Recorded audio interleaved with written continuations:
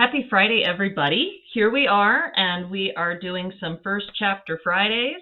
Today we have a book called Harbor Me, and it's written by Jacqueline Woodson. And thank you to Miss McGivney for the great recommendation. So I'll read that in just a moment with you guys, and I'll be using Actively Learn. So again, if this is a book that interests you, that you're like, that sounds like an interesting topic, I would like to read more, please make sure to ask your ELA teacher, and they can assign it to you.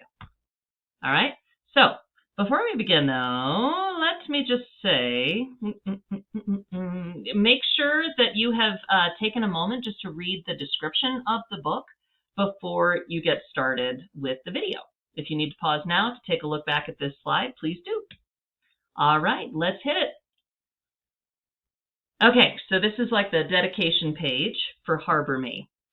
We'll leave now so that this moment will remain a perfect memory. Let it be our song, and think of me every time you hear it. And that's from A Tree Grows in Brooklyn by Betty Smith. 1. We think they took my poppy. It's over now, or maybe it isn't. Maybe even as I sit on my bed in the dying light of the late afternoon, it's beginning again. Maybe Ms. Laverne is looking over the new class list, her finger moving down the row of names. Maybe her, she is thinking, and him, and her. But it won't be the same. It won't ever be the 6 of us together again. We think they took my poppy. My uncle is a musician and a storyteller. He says the hardest part of telling a story is finding the beginning. I've pulled the voice recorder from my closet and have it sitting on the middle of my bed now. When I press play, Esteban's voice fills my room. It is scratchy and far away sounding, but still, Esteban is here again, and all of us are sitting in our small circle in a place we call the ARTT room. Nobody knows where he's at. Outside, a blue jay perches on the edge of a branch. Ailanthus tree. Tree of heaven. Ms. Laverne taught us that. It's the same tree the girl in A Tree Grows in Brooklyn saw from her fire escape. The thing about that tree was it could grow anywhere and keep growing. And that was the metaphor, that even when things got really hard for everyone in that story, even when the dad died and the mom had to scrub more and more floors to make money, even when the kids didn't have anything to eat for days and the apartment was freezing, the tree kept growing. The main character, her name was Francie. She was like that tree. Ms. Laverne said that of all of us. Esteban, Tiago, Holly, Amari, Ashton, and even me. We're like that tree too. My uncle is moving out tomorrow. He's really the only parent I've ever known. He says, this is a beginning. He says, now you'll have 2 houses to go to. He says, you're 12 now, Haley. You're ready. But I'm not ready. This afternoon, I miss everything. I miss my uncle, even though he is upstairs packing. I miss the ARTT room. I miss Holly and Amari arguing and Ashton pushing his hair away from his forehead. This afternoon, I miss Tiago's dreams of the sea and Esteban's poems and all the stories we finally trusted each other enough to tell. I miss the beginning of our story together and the deep middle of it. Once there were 6 of us. Once we circled around each other and listened. Or maybe what matters most is that we were heard. Downstairs, my father is playing the piano, soft, sad notes floating up from the living room. The piano is old, found on the street a few blocks away the day my father moved back home. My father, uncle, and 3 other men lifted it up the stairs and then had to remove the door to get it inside. It's an upright, scratched wood and yellowing keys. My father took a whole day tuning it, and now the notes move through the house, dipping down at the end like tears, rising up like prayer. Upstairs, I can hear my uncle moving from dresser to bed and back again, and I know he is neatly folding shirts and sweaters into his suitcase. Most of his stuff is already downstairs. Boxes line the hall by the front door. His favorite chair is draped with a blanket. His guitars are stacked in their cases beside it. Tomorrow, he will move to Manhattan and start his new life. I'll be the bachelor I was always meant to be, he said. Then, Seeing the look on my face I failed at hiding, he added, "And I'll be back every single Sunday to spend time with my most favorite person in the world." I don't remember a life without my uncle in it. In 2 weeks, I'll be in 7th grade. My best friend Holly will be there, but there will be holes where Ashton, Amari, Tiago, and Esteban once were. We think they took my papi. I play the first words of Esteban's story over and over as my father's song lifts up to my room, as my uncle packs above me, as the blue jay perches in the ailanthus tree, as the world keeps on spinning. 2. That first week of September, the rain wouldn't stop. Rivers ran down along the curbs, and at the corner near our school, cars had stalled in the middle of the huge pools of rainwater. Even though it was still warm outside, our classroom felt damp and a little bit cold. Some of the kids were playing with those spinner things. One boy, whose name I forget, had his head down on his desk. I remember his dark curls, the way they fell over his arm. For some reason, those curls spiraling over his arm and down onto the scratched-up desk made me sadder than anything. There were 8 of us then.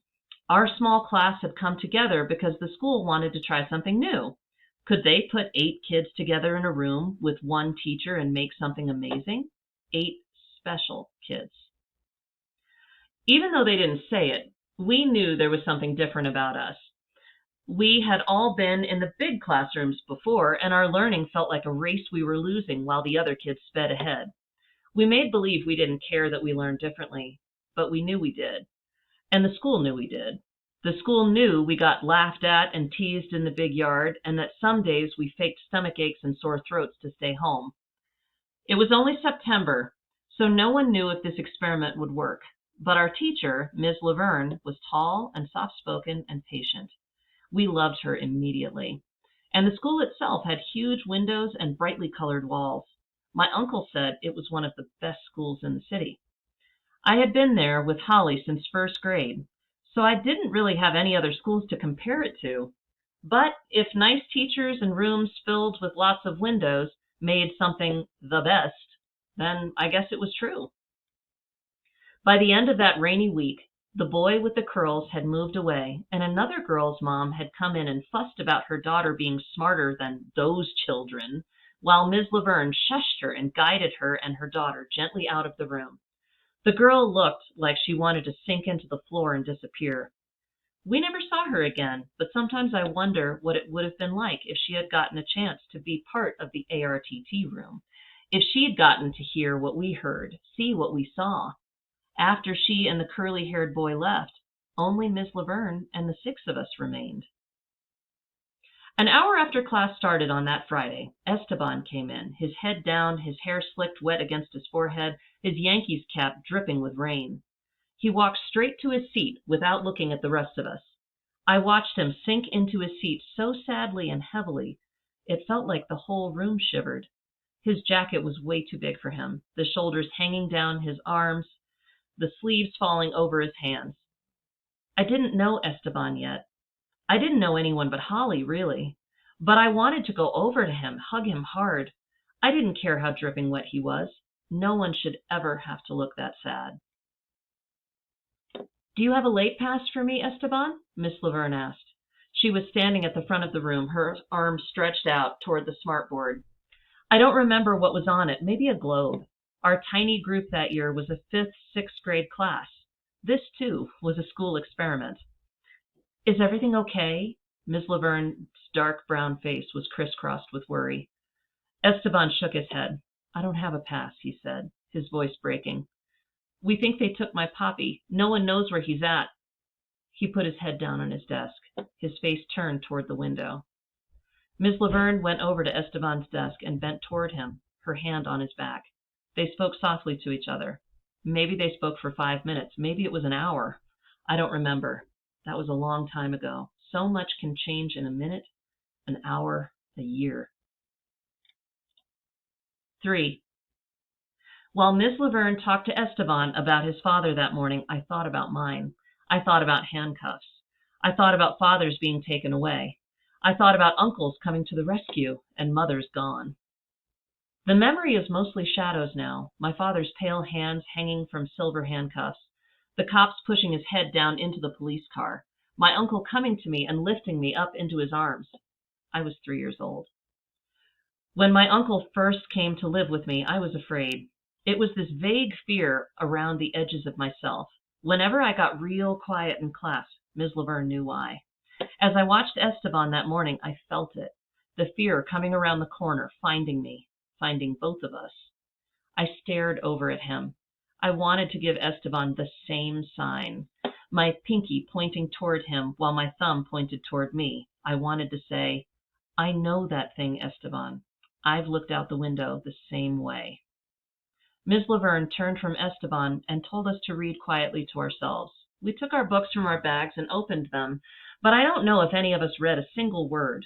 The whole world felt wide open suddenly, like it wanted to swallow us. I heard him tell Ms. Laverne, I'm scared. I'm so scared. When the lunch bell rang, Esteban stayed behind. I wanted to touch his shoulder as I walked out and say, it won't always feel like the first day. It won't always feel this bad. But I didn't.